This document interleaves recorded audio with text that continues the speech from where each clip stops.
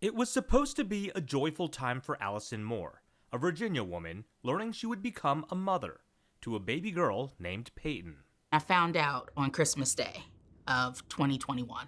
But 20 weeks into her pregnancy, Allison felt something wasn't right. And the next thing I know, I hear whoosh. Allison was rushed to Eastern Virginia Medical School. After several days in the hospital, the expectant mother realized something was wrong. And when the nurse came in, she was looking for her. I said, she's gone. And about 10 minutes after that, I became sick. Allison's story is not unique. In the United States, Black women face significantly higher rates of health complications and death during pregnancy and childbirth when compared to white women. And most of these maternal deaths are preventable. Those numbers show that Black women die about 2.5, 2.6 times higher than white women. It's a problem close to Dr. Lindsay Robbins' heart, who has treated many Black women through their pregnancies, including Allison. I have to remember those statistics. Even though it feels like it's not happening to this person in front of me, I know that it could. Dr. Robbins is the director of the Center for Maternal and Child Health Equity and Advocacy at Eastern Virginia Medical School.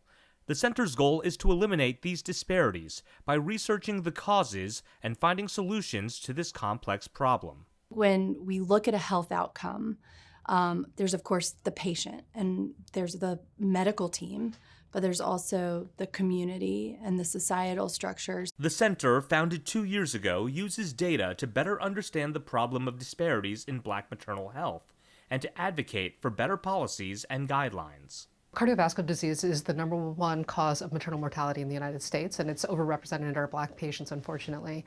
So here we are working really closely with our cardiology colleagues, our anesthesia colleagues, as well as the hospital to provide comprehensive care during pregnancy, during delivery itself, and making sure we have a comprehensive plan for monitoring afterwards. Dr. Gloria Tu and Dr. Robbins both work to address these issues. The Centers for Disease Control and Prevention says factors that contribute to racial disparities include variation in quality health care, underlying chronic conditions, structural racism, and implicit bias. And this has led to resources being unevenly allocated in the community. And the only way to eliminate disparities is to have an even playing field that starts way before the pregnancy even begins. We have a challenging population because we have a lot of patients who don't have health care coming into pregnancy.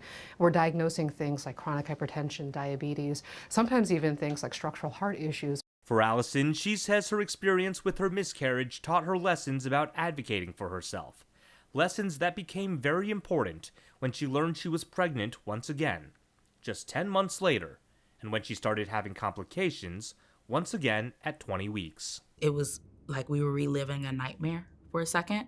And look at your little fancy Uggs. This time, Allison and her doctors at EVMS were able to deliver her daughter, Sydney, 3.5 months premature. Are you losing everything?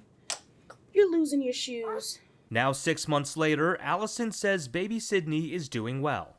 She wants to share her story, to send a message to other Black women. Don't hope. Always advocate for yourself. Always stand up for yourself. If you come across as the angry Black woman, it's your body.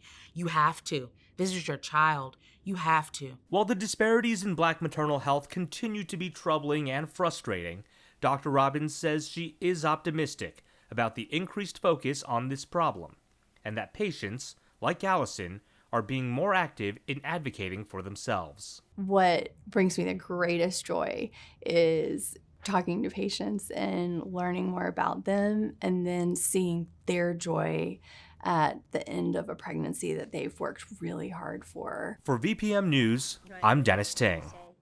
Thank you for watching. Make sure to like, comment, and subscribe to VPM's YouTube channel. And head to vpm.org for more in-depth coverage.